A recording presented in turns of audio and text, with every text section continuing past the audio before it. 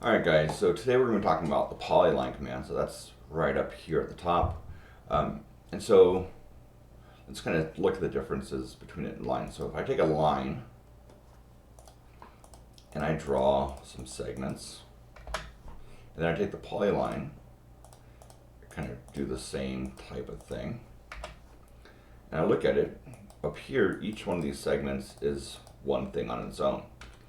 Down here, the polyline is one continuous thing. Again, if I go to my properties, so if I go down to the bottom of the screen down here, and I turn on quick properties, and then I turn that on, so I pick on something, so if I pick on all these, I just picked 5 different lines, and the length of those varies. If I pick this one, it's one polyline. It's not showing me the length there, but if I just open the main properties, I can see my overall length right there, the 17.9. If I pick just these ones, I don't get an overall length because they're all individual things and it's not going to add them up for us. I'm going to turn that quick properties back off. Sometimes it works, kind of helps out. Sometimes it just gets in the way. So Polyline is basically a way of having multiple connected lines being created at once. Also, if you do the polygon command or a rectangle, and then when you look at the properties of those are polylines also. So it's kind of something that's already there for us.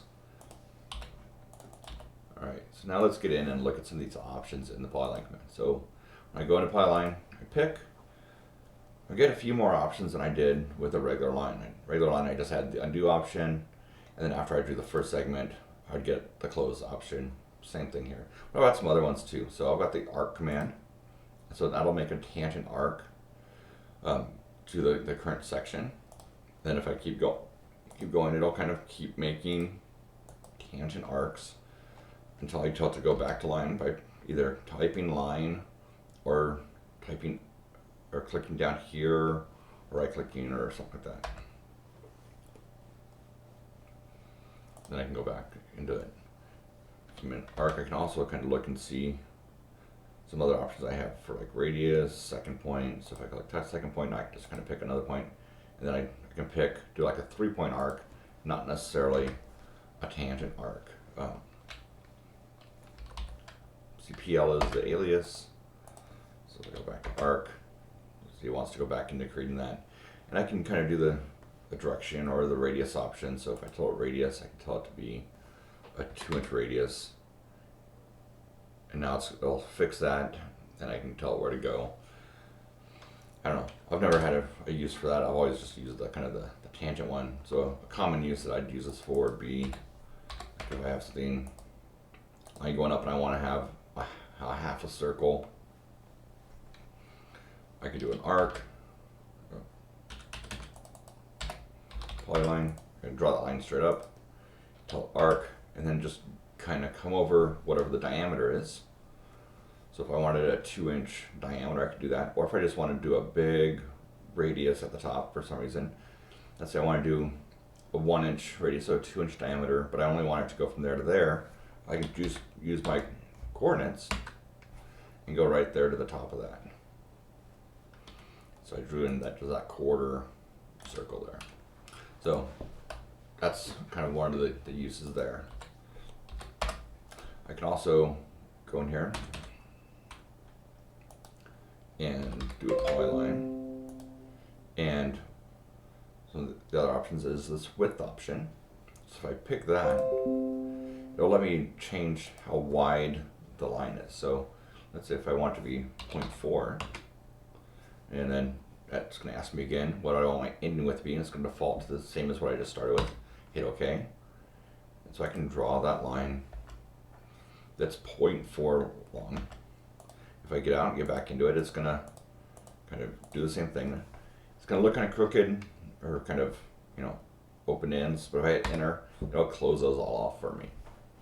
So this is a way of drawing nice big thick lines on things.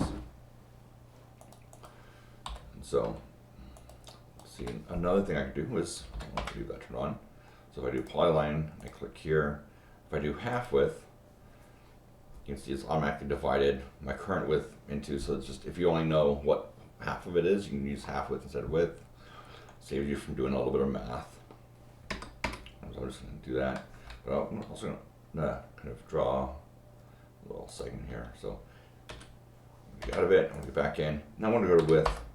Now I'm going to switch to 0, 0, draw a little bit of a line. Now I want to do like an arrow. So I'm going to go back to width, do my 0.4, and then my ending width I'm going to put at 0. Now I can put that in. And so if I wanted to do like a double arrow, I could start at 0, end at some number, and then before I start drawing the next segment, set it to 0, draw that segment, and before I start here, change the width back to a big number, going back to 0. And then I could get kind of 2 arrows side by side.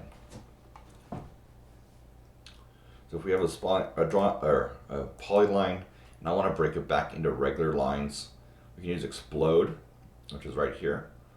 So you can hit this, or just type X for explode, and then it turns it back into individual, like regular lines.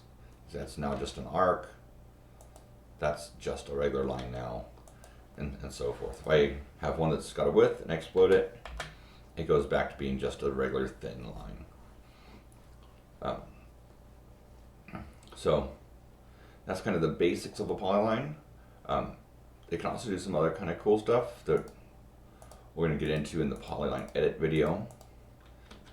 But just kind of as a little hint, I can pick this and then I can tell it to be a curve. And I'll go through those points and stuff. And so I can make more complex shapes. So the next video on Polyline edit, we'll get in and look at those. So, all right. Talk to you later. Bye.